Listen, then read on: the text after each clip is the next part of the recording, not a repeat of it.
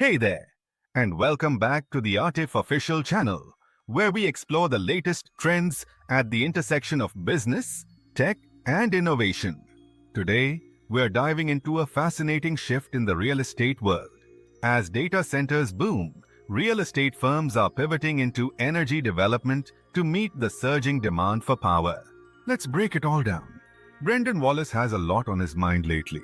Wallace is the co-founder of a 9-year-old proptech venture firm with $3.2 billion in assets under management. He's also a homeowner in LA, which to battle raging wildfires. While his place remains intact, many of his friends haven't been so lucky. Wallace is becoming accustomed to external forces beyond his control. First, the pandemic drastically altered the landscape for many of Fifth Wall's limited partners. A who's who of real estate. CBRE, Cushman & Wakefield, Lena. Unfortunately for many of those same players, office vacancy rates still stand at roughly 20% nationwide, and analysts don't expect that number to budge as many companies abandon the idea of a full return to the office. PropTech has also taken its slings and arrows in recent years, partly owing to high flyers whose fortunes turned fast like WeWork, which emerged from bankruptcy last June following a failed IPO and massive restructuring.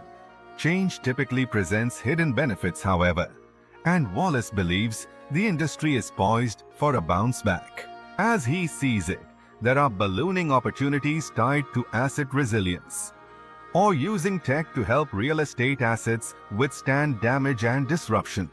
He also sees a huge opportunity to help Fifth Wall's limited partners more aggressively seize on the tech industry's demand for data centers and the energy required to fuel them.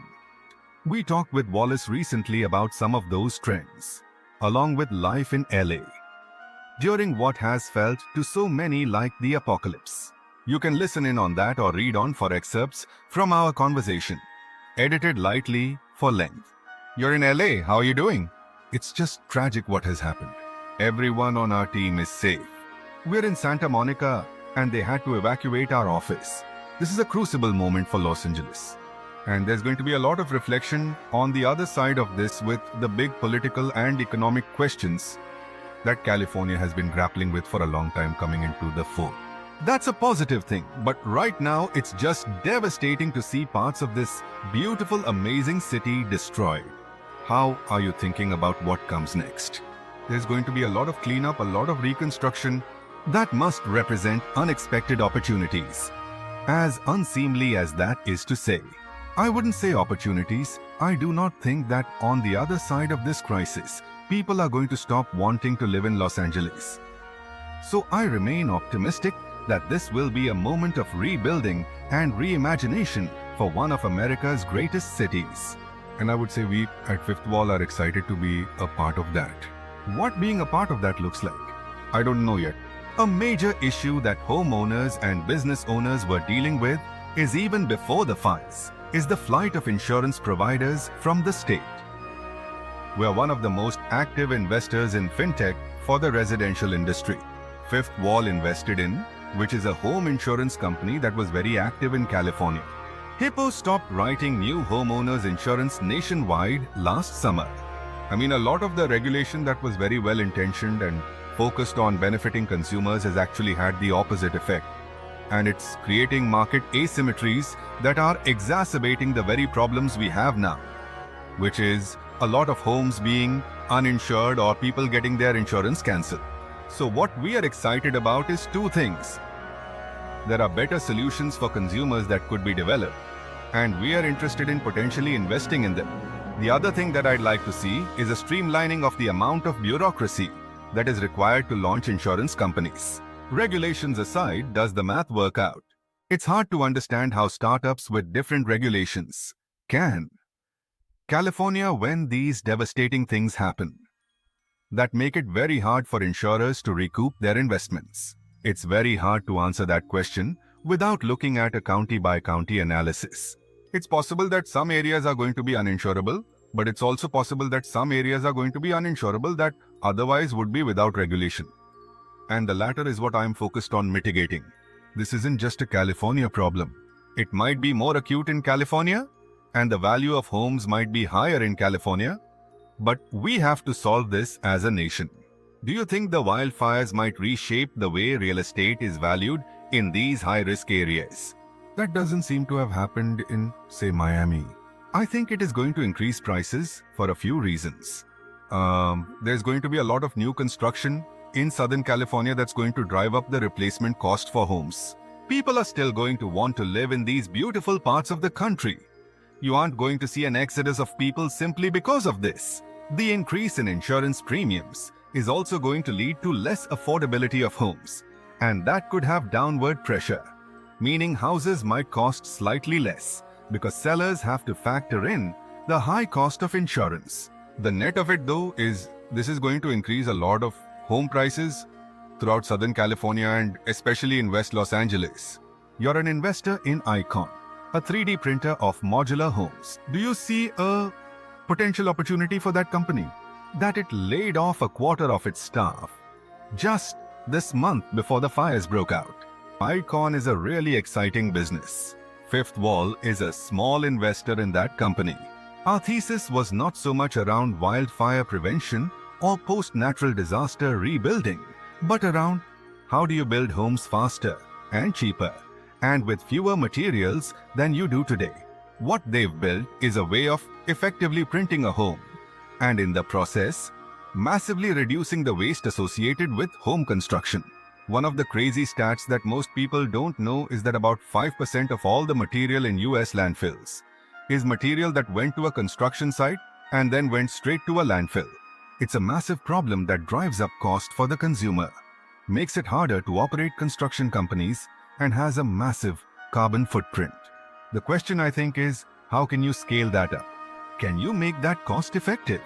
Have you made investments in companies that are specifically focused on making non-flammable materials? No, but we should, and I think it's a space that will receive a lot of attention right now.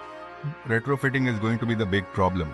Most of the homes we need to protect are already built, and they are built with materials that can be very hard to rip out. And so in real estate tech, the bulk of the problem and the bulk of the value that you can add to society is by retrofitting the assets we already have, whether those be buildings or homes or infrastructure assets. Of course, in rebuilding, we should be very cognizant about the materials used, and we should use the best solutions. But the vast majority of the homes at risk in Southern California already exist today. Broadly speaking, the PropTech sector has seen fewer deals in recent years. Is it fair to say that overall interest in the industry has cooled? It has absolutely cooled. I think we just lived through and are still in but cold, bitter capital markets for PropTech. You hadn't seen any big M&A events. Basically, none of the focused venture funds, Fifth Wall included, raised any capital during that period. There were very little VC inflows to the space. The flip side of that is what you're seeing now. Companies that survived this Darwinian extinction event. The companies that made the right cost cuts, that pivoted their business model, that pivoted their marketing, and that went through recapitalizations are emerging on the other side of this stronger, more viable, and more durable in a long term. I do think spring has sprung for the PropTech industry, and you're seeing lots of positive indicators for the space right now. Editor's note.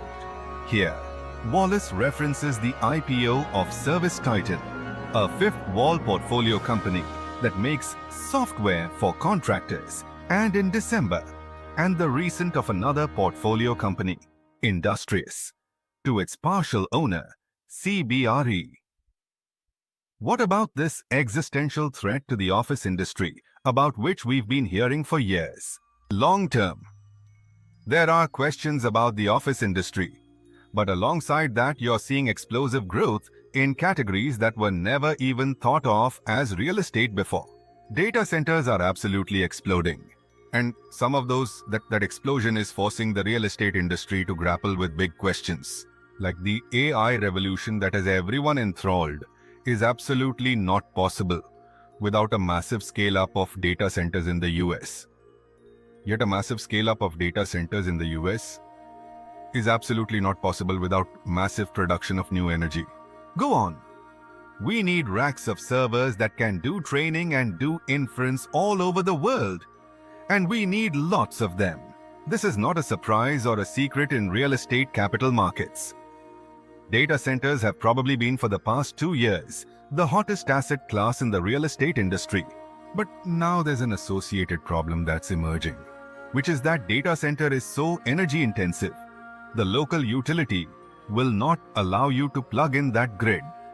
That's forcing the real estate industry to say, we have to be in the energy business ourselves if we want to be in the business of computational data centers. What are your LPs expecting you to do?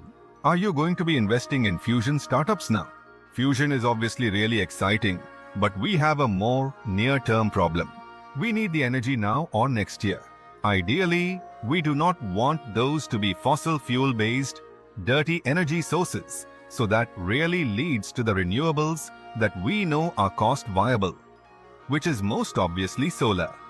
But the bottom line is, yes, we are investing in solutions to accelerate the development of solar alongside our real estate investors. And real estate companies will become energy development companies themselves. So, what do you think about this shift in the real estate industry?